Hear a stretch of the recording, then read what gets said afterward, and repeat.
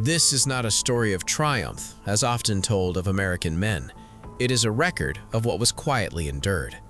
In the early 1880s, the United States entered a period of transformation that left behind an unusual volume of records. These records were not written to explain the era. They were created to measure profit, maintain order, and register loss. When read separately, they appear ordinary. When read together, they reveal a troubling imbalance. Financial journals of the decade recorded steady industrial expansion. Oil production increased sharply across Ohio and Pennsylvania. Railroad mileage expanded each year, refining capacity grew, and profits followed. Business publications described these changes as evidence of discipline, efficiency, and national progress.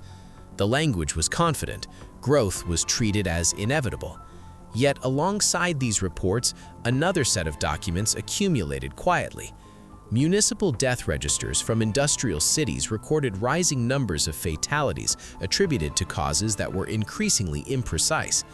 Entries listed machinery, industrial vapors, exhaustion, and exposure. Coroner's reports rarely included detail. Employers were seldom named. Responsibility was not assigned. Police logs from the same period noted workplace injuries as routine incidents. Dates were recorded, locations were listed, cases were closed. No investigation followed.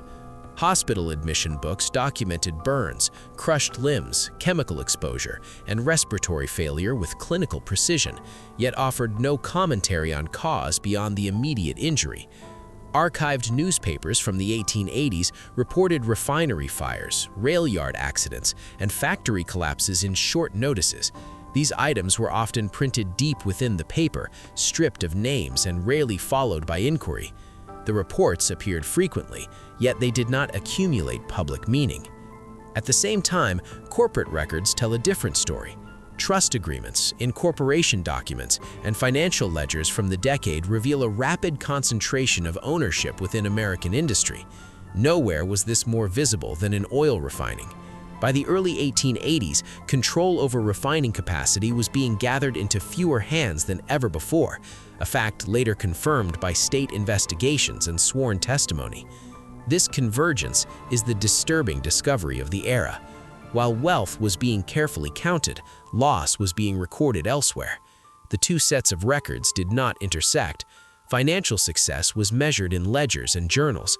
Human cost was recorded in death registers and hospital logs. No institution combined them into a single account. Census data from 1880 further complicates the picture.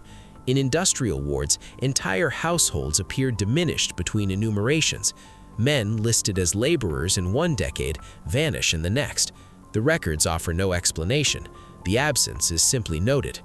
Church burial registers and charitable society ledgers provide partial answers. Requests for burial assistance increased. Almshouses expanded. Boarding houses reported constant turnover. These documents suggest instability, yet they stop short of analysis. The disturbing nature of the discovery lies not in any single tragedy, but in repetition. Accidents recur, injuries repeat, deaths accumulate. Each is treated as isolated. None are linked to the system producing them. Meanwhile, financial consolidation continues uninterrupted. The era did not announce itself as dangerous. It presented itself as orderly. The harm recorded within it was quiet, procedural, and normalized. By the mid-1880s, the pattern was firmly established. Industrial success advanced through contracts and agreements. Human loss was absorbed through silence. The foundations of what would later be called the Gilded Age were already in place, not because evidence was absent, but because it was never assembled. By the 1880s, the United States was no longer an agrarian republic. Census data from 1880 confirms that industrial employment had overtaken agricultural labor in several northern states. Cities expanded faster than their infrastructure. Streets remained unpaved. Housing was overcrowded. Smoke from refineries, mills, and rail yards settled over working districts for days at a time. Industrial order was rigid. Factory owners and trust managers rarely appeared on site. Operations were supervised by foremen whose authority extended only to productivity, not safety. Workdays commonly exceeded 12 hours. Sunday labor was discouraged publicly but tolerated privately. Immigration records from the decade show a steady influx of laborers from Europe, many settling near industrial centers. These men were counted as replaceable. Payroll records list names that appear briefly and then disappear.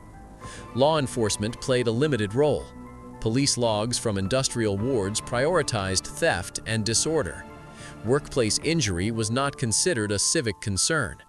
Courts rarely accepted liability claims from laborers. Legal doctrine favored enterprise. This was the social order that allowed wealth to grow without interruption. Corporate filings from the early 1880s revealed the rise of centralized control, particularly within oil refining. Testimony later preserved in state investigations shows that pricing agreements and transportation rebates eliminated competition. At ground level, refinery workers handled volatile substances with minimal instruction. Medical journals of the period describe burns and respiratory injuries consistent with prolonged chemical exposure. Railroad conductors, switchmen, and brakemen appear frequently in injury ledgers. The same names recur across hospitals. Escalation did not come through rebellion, but through